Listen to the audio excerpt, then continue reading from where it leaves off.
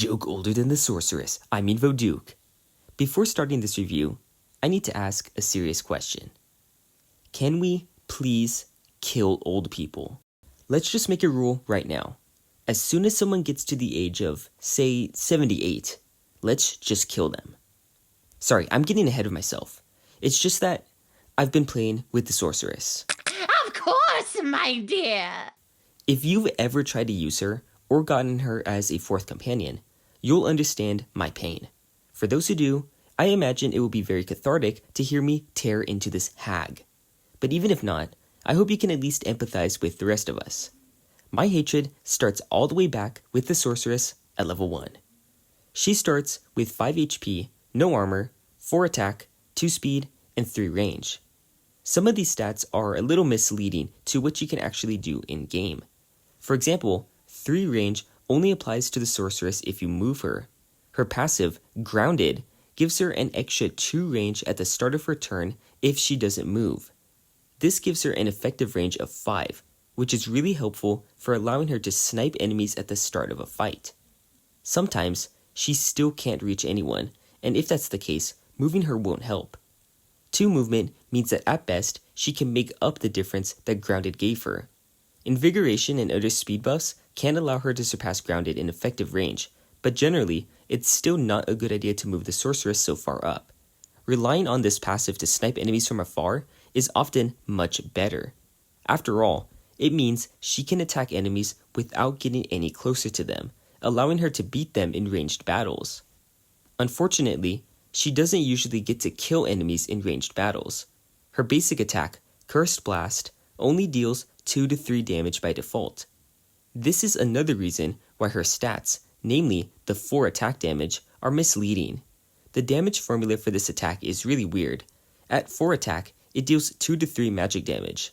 At 5 and 6 attack, it deals 3 to 4 damage. From 7 attack and beyond, it deals 4 to 5 damage. This means that further stat boosts do nothing to this skill. Let's focus on the default 2 to 3 damage though, because this is the amount of damage it deals for her first 2 levels.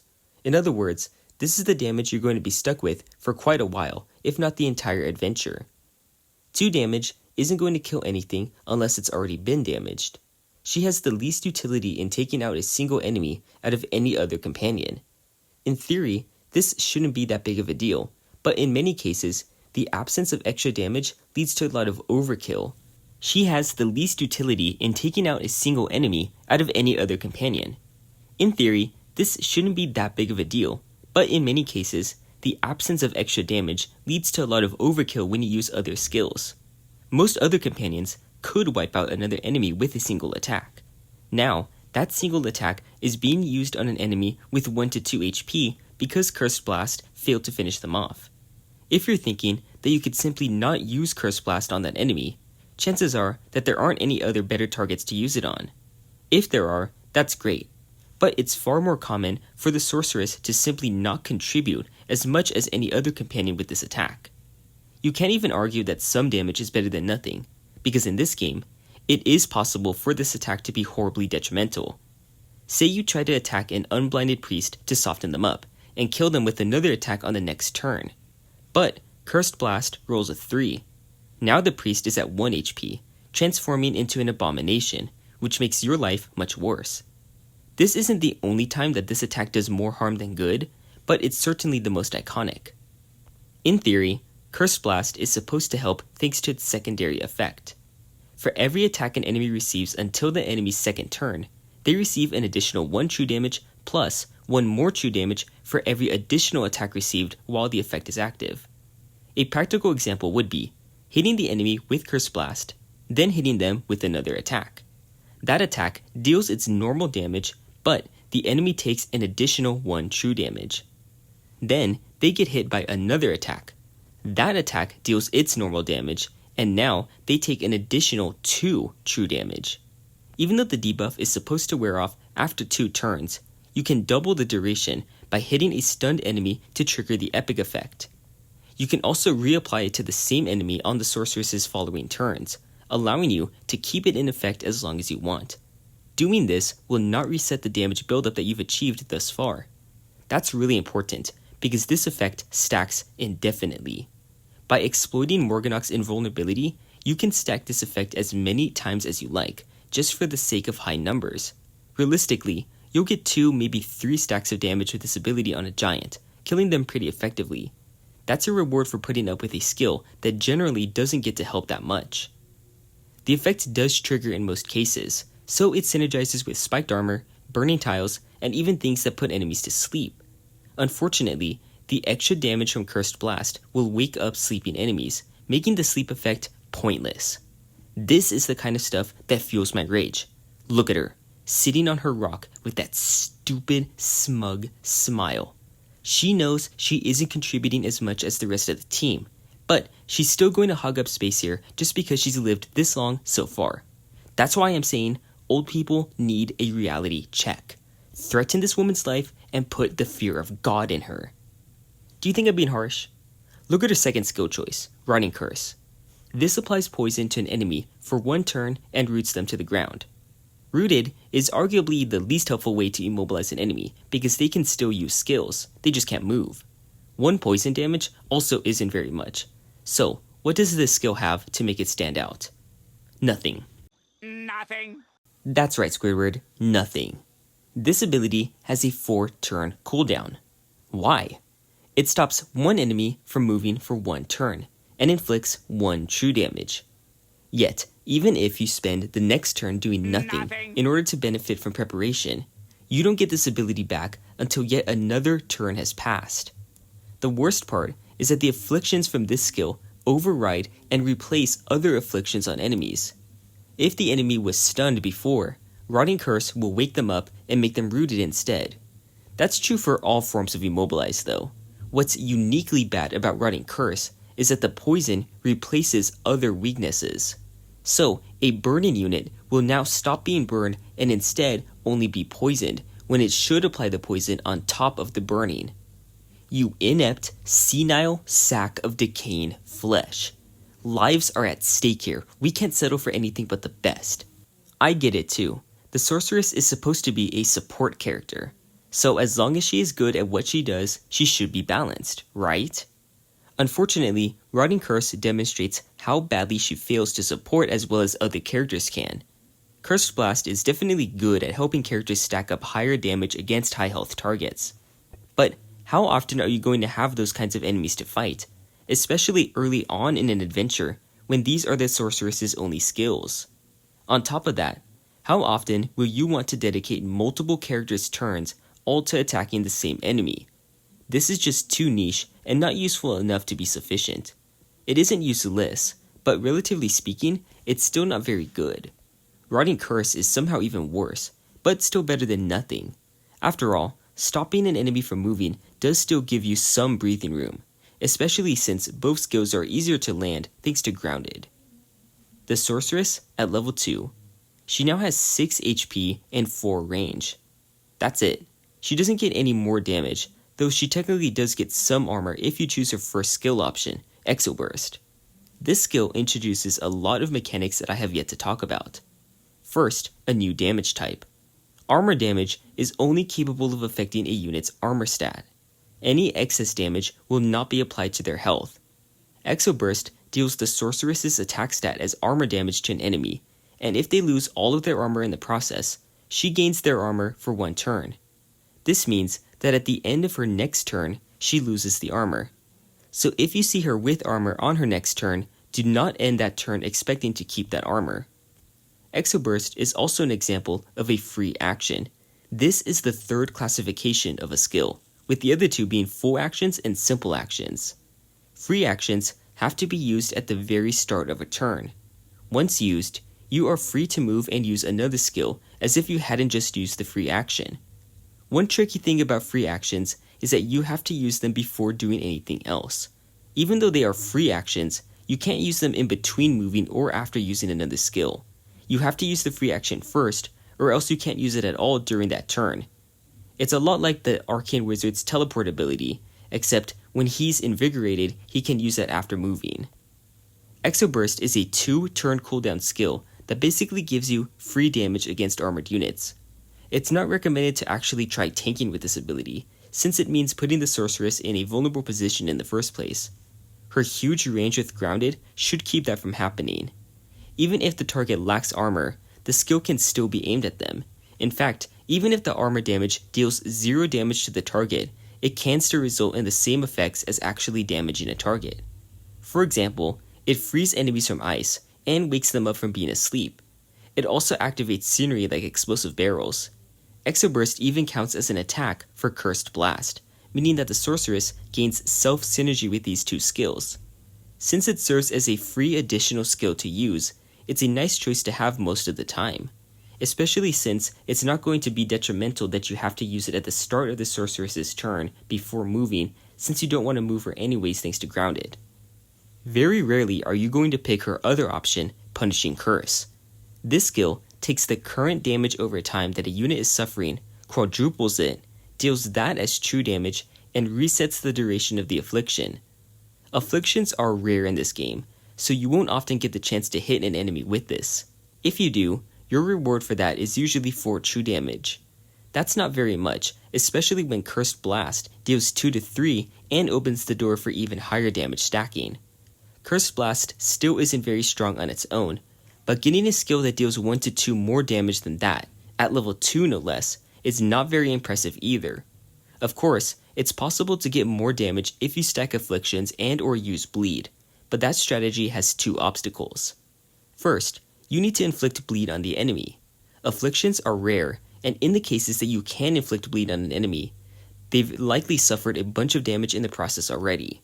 So, the punishing curse damage might be overkill and therefore worthless compared to another attack. The second problem is that the sorceress needs to have an appropriate position in the queue to capitalize on the affliction. If the sorceress's turn is after the enemy's turn, they are free to move and let the duration of their affliction tick. If the duration is only 1 turn, then the effect will expire and prevent you from using this ability at all. In the case of bleed, the effect goes away as soon as the enemy performs an action, so it's especially difficult to utilize Punishing Curse on them.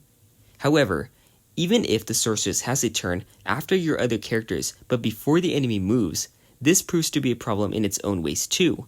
Whenever Punishing Curse is easier to use, Cursed Blast is harder to use. Either she has a turn first, so she can debuff a unit to take more damage with every subsequent hit, or she has a turn later, so she can use Punishing Curse on the enemy afflicted by your other heroes. This is both good and bad. Having the skill means that you can hopefully benefit from either turnout, but at the same time, is it really that good to have compared to Exoburst? Especially since Punishing Curse has a 2-turn cooldown, which means that you can't use it back to back. So even if she is in an advantageous position in the queue, she won't actually get to take advantage of that unless all of the other conditions are met. For efficiency, I would say that Exoburst is far better. However, Punishing Curse with bleed is a fun niche strategy to utilize.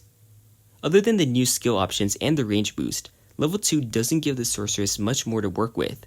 However, both of those are valuable, so it's possibly worth getting her to level 2. But the main appeal of level 2 is that it brings her one step closer to getting to level 3. The sorceress at level 3. Now she has 8 health, 6 attack, and 5 range. Combined with grounded, her effective range is now 7, meaning she can safely snipe enemies with 6 effective range, like orc archers and flare-ins. This is a huge deal, because those enemies are some of the hardest to deal with when trying not to take damage.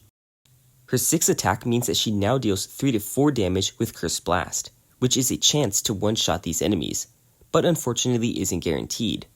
Luckily, a single attack boost brings her to 4 to 5 damage at level 3. She actually can't get any more damage than this, even with further stat boosts, but at least she hits the breakpoint of 4 minimum damage like this. Exoburst also benefits from stat boosts, but not Punishing Curse. Her first level 3 skill option also scales with her attack though. Trebuchet fires a meteor at a selected target, dealing her attack damage as physical damage. It also deals half that amount, rounded up, as physical damage to every enemy adjacent to the target. Luckily, this doesn't have friendly fire, so it won't hurt allies. However, it does have an effect on the sorceress herself. She gets pushed back 2 hexes after using this skill. The direction she goes in is always opposite to the direction she fired the meteor. Obstacles, like other characters, can stop her. It functions identically to knockback, meaning that if she gets pushed into brambles, it will entangle her. Generally, this drawback makes it harder to want to use the skill, especially since it usually means wasting a future turn repositioning her and losing the grounded bonus for that turn. But if used as a finisher, or if the drawback just doesn't happen to have tangible effects on the match, it can be a really nice ability. However, I prefer her second skill choice, Summon Golem. Choose a free Hexen range to spawn an Earth Elemental for 3 turns. This Golem's name is Lem. Lem has 4 HP, 8 armor, 2 armor regeneration, 3 attack, and 1 speed. Though his health is low, his armor stat is really high. However, because this is just a summon, there are no consequences to just letting him take as much damage as you want him to. Even if Lem dies, it has no long-term effects on your party. So, with all this armor, you can do a lot of stalling and tanking. Lem also has several abilities to make him even better at those 2 roles. His basic attack just deals 2 to 4 physical damage and is nice to have. But then you have Stunning Blow, which deals 2 physical damage and stuns a unit for 1 turn. By stunning them, they are no longer able to exert their influence on the battlefield for that turn. So, that's less damage that the enemy can deal in a round, meaning more remaining health and armor for you to survive with. Even if Lem's armor is depleted, Solidify can be used to completely restore all of his missing armor. This is just a free additional 8 armor, allowing it to tank even better.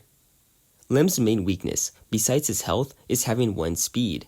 But since you can summon Lem anywhere in the Sorceress's range, you can just position him in front of enemies so that he doesn't have to worry about chasing after them. Even if you do need to pursue new targets on future turns, the 1 movement speed isn't actually all that bad, as long as you have already spawned Lem close to the front lines.